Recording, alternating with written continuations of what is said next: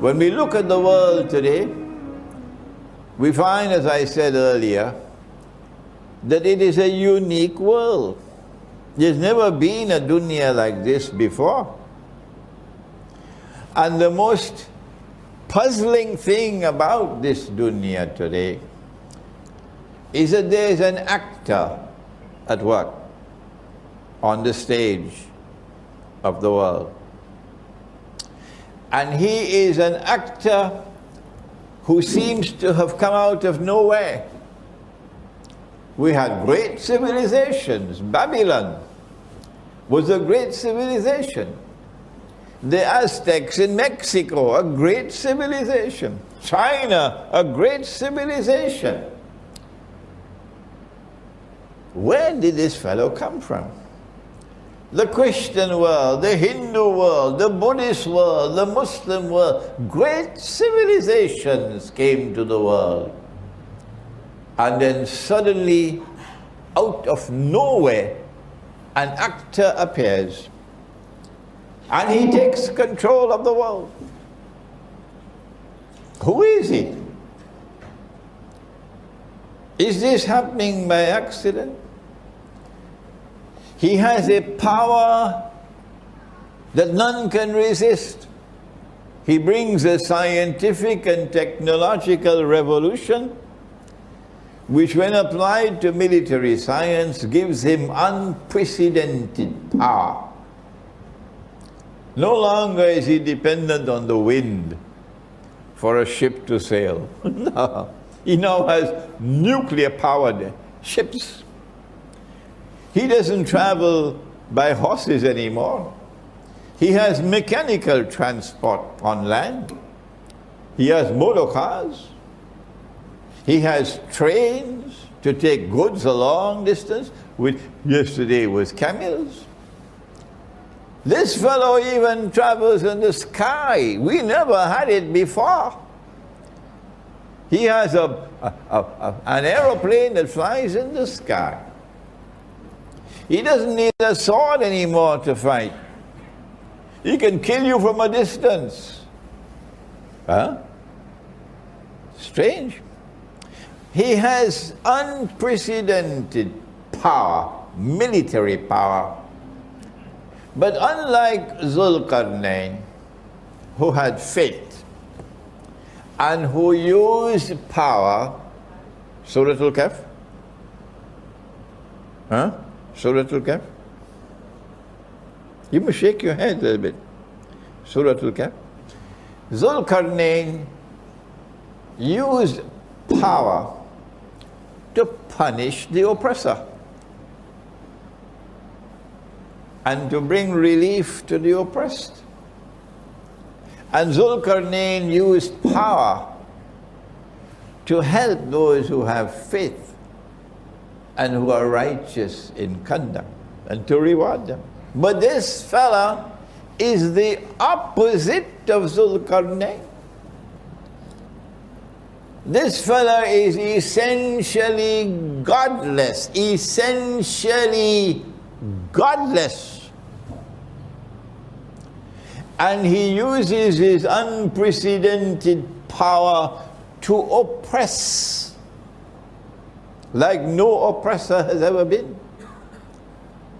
And he uses his unprecedented power to target those who have faith and who are righteous in conduct.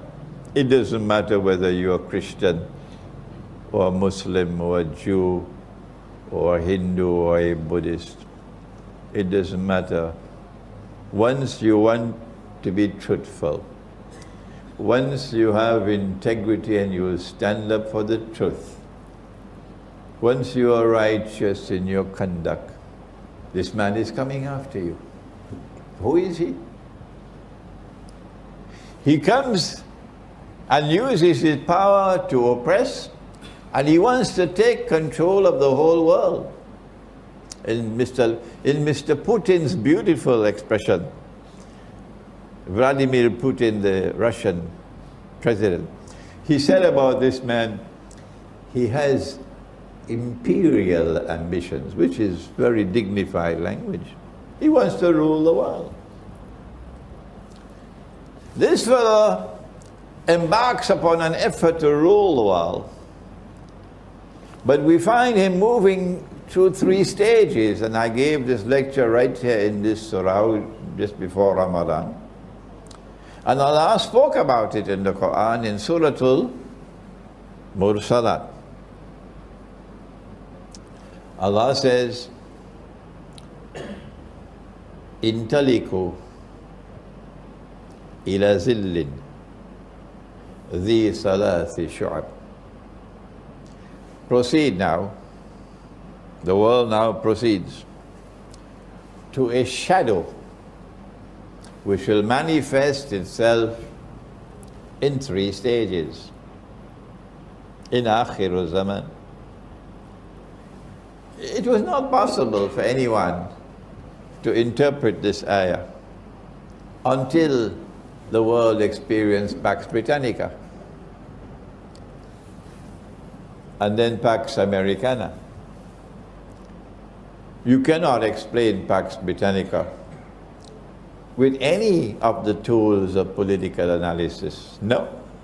No. You cannot explain the passage from Pax Britannica to Pax Americana using the tools of normal political analysis. No. Not at all. The passage from Pax Britannica to Pax Americana and the role of the Bretton Woods Accord and the emergence of the International Monetary Fund, which meant goodbye to His Majesty the sterling pound. Goodbye to Britain. Goodbye to Pax Britannica. And now it's time to say goodbye to the US dollar. But if you are studying the subject from eschatology, you would know that Brexit means goodbye to the euro as well.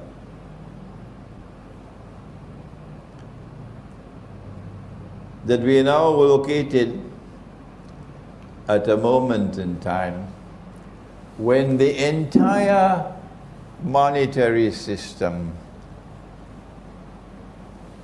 is collapsing. And the speed at which it is collapsing is frightening. I don't know the speed, but I have a friend, I don't want to reveal his name. He is a deputy governor in one of the central banks of the Muslim world. He might listen to this lecture, so let me be careful with my language. And my friend shared with me that the speed at which it is collapsing now is alarming. And tomorrow it's only gold and silver that will help you. Tomorrow it's only dinar and dirham that will help you. Because the whole thing is going to collapse.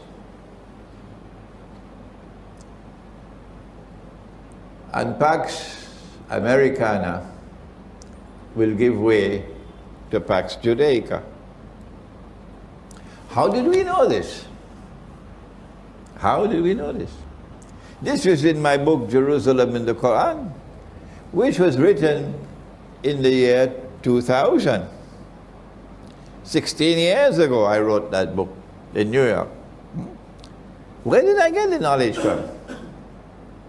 That the US dollar is going to collapse, I've been saying this for 20 years or more now. This is eschatology. That you get the capacity to analyze events occurring in the world.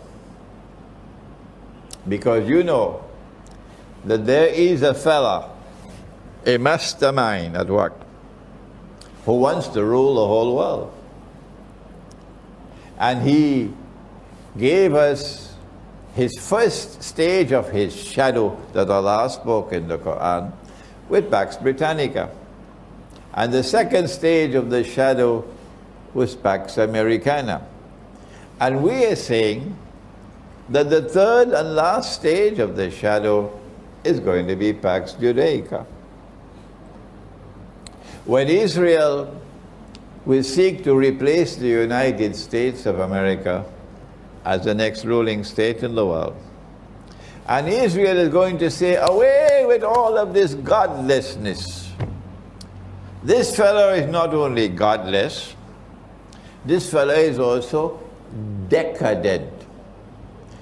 He is the one who says a man could marry another man and get a marriage certificate.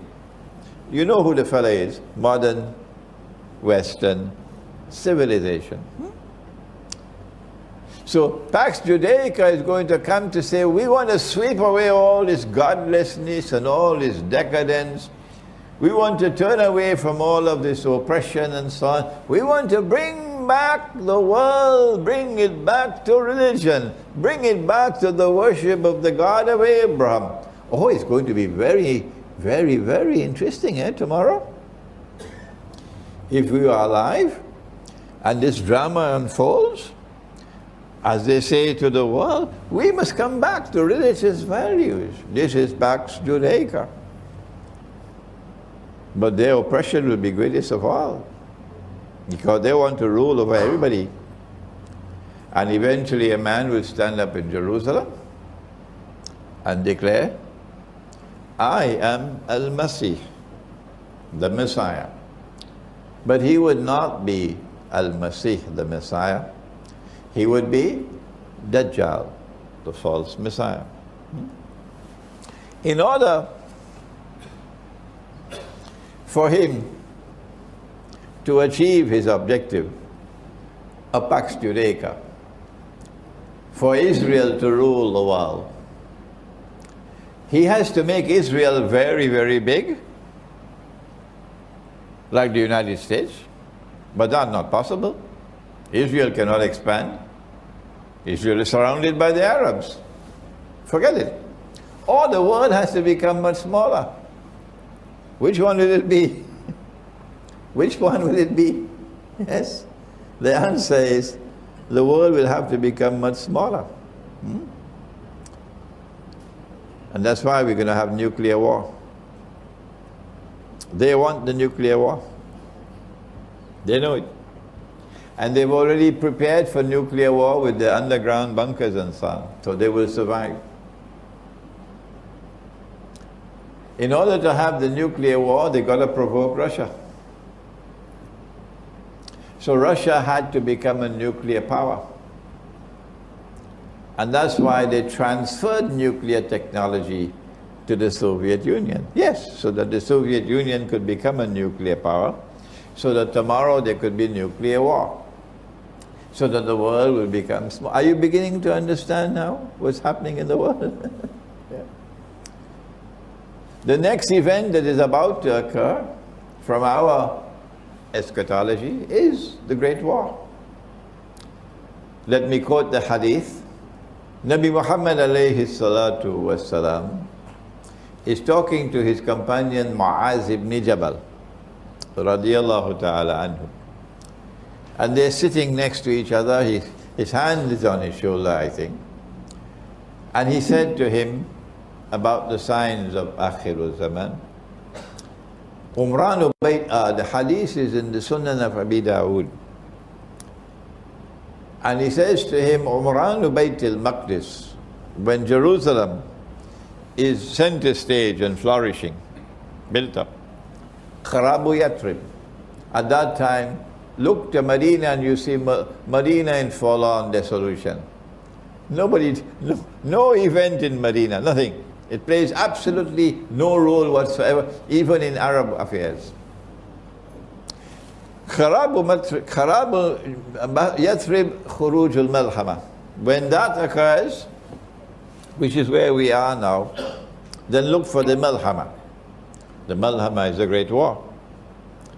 The Malhama is not just a great war. It's a war like no war has ever been. None. First time. What kind of war will it be? The Malhama. Hadith in Sahih Bukhari that 99 out of every 100 of the combatants will die, will be killed. 99% will be killed. and only 1% will survive. I hope NATO is listening. If you're in the US Armed Forces, or if you're in the British Armed Forces, please stop and listen to this lecture, because your chiefs will not tell you this. When you attack Russia, listen, 99 out of every 100 will be killed. This does not happen in conventional warfare. No. The only way that 99 out of every 1,000 can be killed is if it's a war with weapons of mass destruction. Among the weapons of mass destruction that we know of are nuclear weapons and thermonuclear weapons, but there could be others that we don't know about. So don't send me any emails on the subject, please. Thermonuclear weapons, weapons of mass destruction is enough. That's what is in the hadith.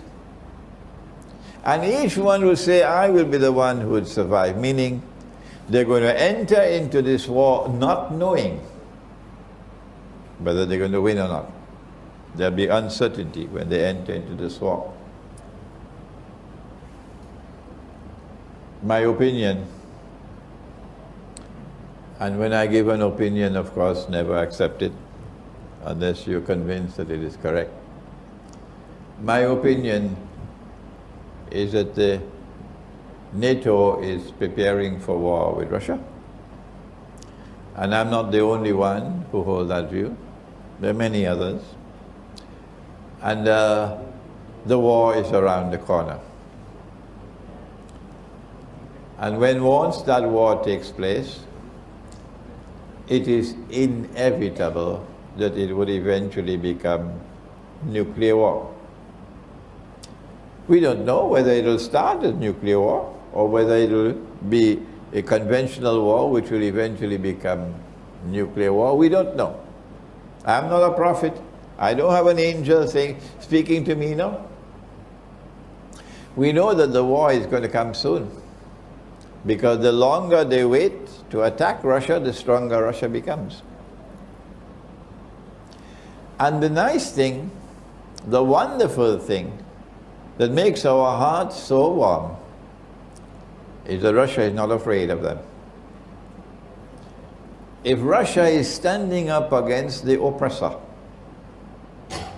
then why can't you see that you should support the one who is standing up against the oppressor? Why are you continuously blind? What can I do to wake you up? Russia knows that nuclear war will destroy Russia. They know that. But the Orthodox Christian Russian people are not afraid of death. No. No one is saying to Putin, be careful, we don't want nuclear war. No, the Russians are not doing that. If an Orthodox Christian is not afraid of death, why should a Muslim be afraid of death? If an Orthodox Christian is setting the example of courage in standing up to the greatest oppressor that the world has ever known, why can't a Muslim be the same? What's wrong with the world of Islam? Why have we lost our courage? We should not be afraid to die. A Muslim is not afraid to die. And tonight, from Surah Al-Amin, we say to NATO, even if millions of us have to die, we don't mind. We want the oppressor to bite the dust.